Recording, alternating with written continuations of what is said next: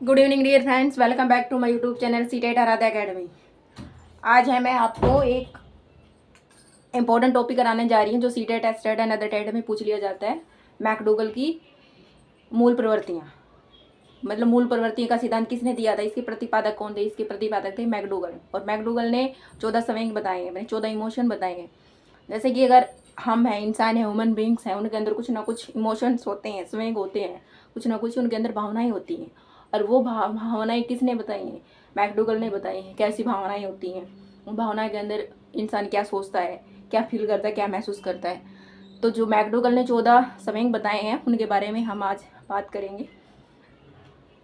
तो मूल प्रवृत्तियों का सिद्धांत किसने दिया है? मैकडूगल ने दिया। मूल प्रवृत्तियों का सिद्धांत किसने दिया? मैकडूगल ने दिया है। और उसने कितने संवेग बताए हैं? 14 संवेग बताए हैं, 14 संवेग बताए हैं। डायरेक्ट क्वेश्चन भी आ सकता है, ये एस्टेट में भी पूछ लिया जाता है, सी टेट में एंड अदर टेट में। ये बहुत ही मतलब फेवरेट टॉपिक है एग्जामिनर का, ये मैकडूगल की मूल प्रवृत्तियाँ। अलग अलग तरीके से पूछा जाता है, इनमें से एक तरफ संवेग दे दें, एक तरफ मूल प्रवृत्ति दे दें, उनका मिलान करना बता दिया जाता है। या तीन ये दे दें, एक ऑप्शन अलग दे देंगे, उसमें से पूछ लिया जाता है कि इसमें से कौन सी अलग है या कौन सी नहीं है। चलो हम आज स्टार्ट करते हैं। संवेग, एक तरफ संवेग है, एक तरफ मूल प्रवृत्ति। संवेग क्या होती है? जो हमारी भावनाएं होती हैं, जो हमारे इमोशंस होते हैं, जो हमारी भावनाएं हैं, जो इमोशंस हैं हमारी, वो क्या हमारे संवेग हैं। जैसे हम डर लगता है किसी से, मतलब अच्छा महसूस होता है, कोई अच्छा इंसिडेंट ऐसा देख ले तो उसमें हमें दुख भी होता है, कई बार हम आश्चर्यचकित भी हो जाते हैं। तो वो क्या है? वो हमारी सारी इमोशंस हैं। और कौन सी हैं? फर्स्ट नंबर पे क्या है? भय, भय एंड फियर। मैंने साथ साथ इंग्लिश में भी लिख दी गई है। भय है, फियर, मतलब भय और फियर कब होगा तो क्या करने का मन करता है उसको, उस मूलवर्ती क्या आएगी? उसकी पलायन होगा या स्केप होगा। मतलब भय है, छोटी छोटी हम अपनी तरफ से ट्रिक भी बनाते जाएंगे। अगर आपको अच्छी लगे तो आप फॉलो कर लेना, नहीं तो आप अपनी तरफ से भी बता सकते हो, याद कर सकते हो। भय, भय कब होगा? भय लगता है तो हम क्या करते हैं? पलायन, पलायन कर जाना मतलब वहाँ से भाग जाना, स्केप कर लेना। भय लगता है तो हम वहाँ से भाग जाते हैं। नंबर एक क्या है? भय, भय लगता है तो हम वहाँ से भाग जाते हैं। सेकेंड नंबर इज घृणा करना। घृणा मतलब किसी से द्वेष की भावना रखना, किसी को पसंद ना करना। और डिस्गस्ट मतलब घृणा, घृणा करते हैं तो हम क्या करते हैं? रिपल्सन, निवृत्ति, मतलब उसको हम पसंद नहीं करते, उसकी मतलब उसको दूर कर देते हैं, निवृत्ति, रिपल्सन। घृणा करते हैं तो हम उससे क्या करते हैं? नफरत करने चले थे, नफरत करते हैं। आप घृणा किससे करोगे? जिसको आप पसंद नहीं करते उसी से तो घृणा करते हो। तो घृणा, घृणा मतलब निवृत्ति, निवृत्ति मतलब नफरत।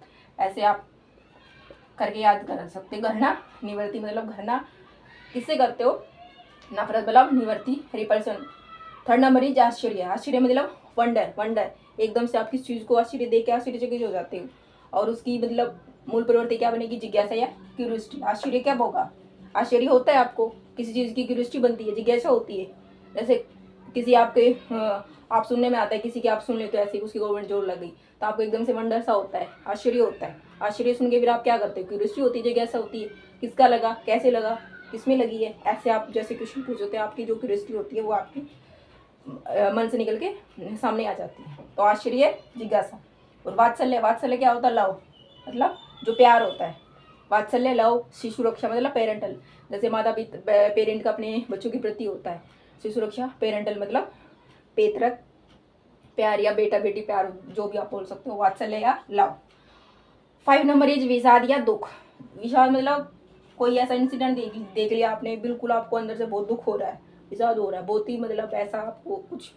और दुख, विषाद या दुख मतलब डिस्ट्रेस, डिस्ट्रेस मतलब शरणागति या अपील। शरणागत, शरणागत मतलब विषाद, दुख हो रहा है आपको, कहीं आप ऐसे बाजार जहाँ आपको मतलब दुख हो रहा है तो आप वहाँ से क्या जाएंगे? शरणागति मतलब वहाँ से एक जगह से दूसरी जगह पे जाएंगे। दुख मतलब शरणागत है। थर्ड इज संरचनात्मक भावना, फीलिंग। थर्ड इज संरचनात्मक भावना। संरचनात्मक भावना से आपको ऐसे कैसा हो जाएगा? संरचनात्मक है तो संरचनात्मक इसका क्या होगी? इसकी मूल प्रवृत्ति होती है कंस्ट्रक्शन। 7 इज स्वामित्व की भावना। स्वामित्व की मतलब स्वामित्व की भावना, फीलिंग ऑफ ओनरशिप, मतलब आप किसके ऊपर अपना हक जमा रहे हो, मतलब अपना ओनरशिप दिखा रहे हो, अपना मालिकाना हक बता रहे हो किसी के ऊपर। तो उसकी क्या होगी? संचय प्रवृत्ति, मतलब संचय प्रवृत्ति मतलब इक्विजिशन, संचय प्रवृत्ति मतलब इक्विजिशन, स्वामित्व की भावना। 8 इज एकाकीपन। एकाकी मतलब क्या होता है? अकेलापन होता है, इंसान अकेला रहता है। फीलिंग ऑफ लोनलीनेस, एकाकीपन ही होता है, फीलिंग ऑफ लोनलीनेस, अगर आप अकेला महसूस कर रहे हो तो सामूहिकता, फिर आप क्या पसंद करोगे कि मैं समूह में चला जाऊँ, मैं ग्रुप में चली जाऊँ, या बच्चों के साथ बैठ जाऊँ ग्रुप में, जहाँ बच्चों का ग्रुप पे बैठ के बात करूँ। तो एकाकीपन, सामूहिकता मतलब फीलिंग ऑफ लोनलीनेस या सामूहिकता। इसका क्या होगा, अकेलापन है तो सामूहिकता आ जाएगा इसका। 9 इज कामुकता। कामुकता मतलब जो लस्ट होता है उसका, एक इसका काम भी आएगा या सेक्स। कामुकता मतलब लस्ट, किसी चीज में आप ऐसे डूब रहे हो बिल्कुल ही, कामुकता लस्ट है, सेक्स। 10 नंबर इज श्रेष्ठता की भावना। श्रेष्ठता की भावना मतलब पॉजिटिव सेल्फ फीलिंग, मतलब किसी चीज को लेके आप बहुत ही पॉजिटिव हो, श्रेष्ठ हो, श्रेष्ठता की भावना होती है। तो उसमें क्या होता है, आत्मगौरव, सेल्फ एसर्शन आ जाएगा उसमें।